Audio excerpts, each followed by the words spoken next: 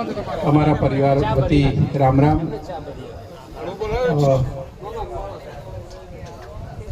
આજે તમે બધા અમારા પિતાશ્રીની પુણ્યતિથિ નિમિત્તે જે અમે ભજનનું આયોજન કર્યું, અમે બધા હરખથી આવ્યા છો. બધા દેખાય છે, બધાના ચહેરા પર બધા હરખથી આવ્યા છે. એના માટે અમારા ઘર વતી, અમારા પ્રખર સમાજ વતી, અમારા પરિવાર વતી બધાનો ખૂબ ખૂબ આભાર. અને જેમ બાપુએ કીધું, ઈરગર મહારાજે કીધું એમ, આ ગામમાં અમે નાના મોટા થયા એટલે આ ગામ તો ક્યારેય અમારાથી વિસરાય જ નહીં, ક્યારે ભૂલાય જ નહીં. આ જ શેરીઓમાં અમે રમેલા, આ જ શેરીઓમાં અમે ફરેલા, આ જ શેરીઓમાં અમે દફતર લઈને જતા, આ જ સાહેબે એમને ભણાયેલા, દલપત કાકાએ એમને ભણાયેલા. તમે બધા અમારા સિનિયર હતા એ વખતે, લલિતભાઈ બધા.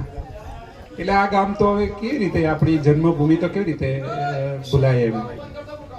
એટલે જ્યારે બી અમે કંઈ કરવાનો વિચાર કરીએ તો અમને એમ જ થાય કે આપણે આપણા ગામમાં જ કરવું છે, જે કરવું છે આપણા ગામમાં જ કરવું છે.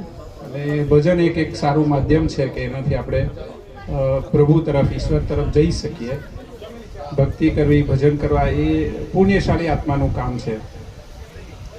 અને આપણા ગામના બધા જે ભજનમાં જે બધા રસ લે છે, બધા ગાય છે. મેં ગઈ વખતે કીધું કે એક વખત હું તમારે ભેગું બેસીને ગાઈશ, એટલે પ્રેક્ટિસ ચાલુ છે. એટલે મને યાદ છે કે હું બોલ્યો તો ગઈ વખતે. પણ બધા સરસ કરે છે, બધા બહુ આનંદ થાય એમ, સાંભળવાની મજા આવે એમ. એટલે બહુ સારી વસ્તુ છે. જે રીતે ગામમાં સમ છે, ગામના દીકરાઓ ઘણા આગળ વધ્યા છે, બધા અલગ અલગ ક્ષેત્રમાં. અમને બી બહુ જ માન છે કે ભાઈ અમે આ ગામના વતની છીએ. અને અમારું તો બાપ દાદાનું ઘર આટલા વર્ષોથી અહીંયા છે. જન્મોજન્મ સુધી અમારા દીકરાઓ બી અહીંયા જ આવશે ને અહીંયા જ નાતો રાખશે આ ગામ સાથેનો. એ ક્યાંય જવાનું નથી. અને અમને કાયમ જાબડિયાની યાદ આવે. મને બહુ જ યાદ આવે. ઘણીવાર થાય કે જતો આવું. થોડુંક સમયની વ્યસ્તતાના કારણે વારંવાર અવાતું નથી, પણ તોય જ્યાં જ્યાં મોકો મળે ત્યાં અમે આવી જઈએ છીએ. અમારે દિવાળીમાં અમે 3-4 દિવસ બધા અહીંયા રહીને ગયા. બધાને બહુ મજા આવી, બાળકોને બધાને બહુ મજા આવી, ફેમિલીને બધાને બહુ મજા આવી. ફરીથી તમારા બધાનો ખૂબ ખૂબ આભાર. અમારા લાયક કંઈ પણ કામ હોય તો ચોક્કસ યાદ કરજો.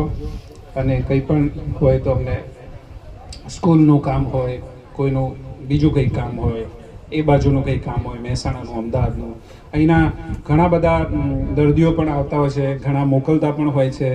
મને તો જો ખાલી આટલા એરિયાનું કોઈ નજરે પડે ને તો હું સામેથી કહી દઉં હું જાબડીનો વતની છું. હા, આ ડીસા તાલુકાનું કોઈ પણ આવ્યું હોય, આ બાજુનું, સિયોરી બાજુનું, આ બાજુનું, ભીલડી બાજુનું, તો સામેથી કોઈ